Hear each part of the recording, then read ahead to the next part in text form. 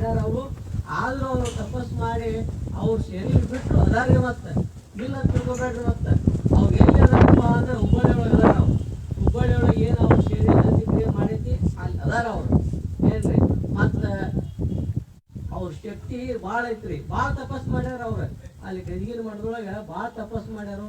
ಮತ್ತು ಇಲ್ಲಿ ಐಹೊಳೆ ಒಳಗೂ ತಪಸ್ ಮಾಡ್ಯಾರ ಅವ್ರು.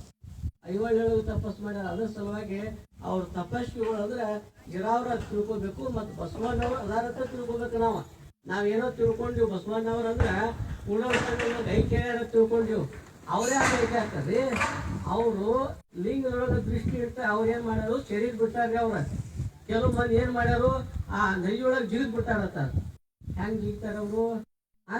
ನದಿಯೊಳಗೆ ಜಿಗಿದವ್ರಲ್ಲ ಅವ್ರ ಏನ್ರಿ. ಯಾಕಂದ್ರೆ ತಪಸ್ವಿಗಳು ಅವರು ಲಿಂಗದೊಳಗೆ ದೃಷ್ಟಿ ಇಟ್ಟ ಅವ್ರ ಶರೀರವನ್ನು ಬಿಟ್ಟಾರ.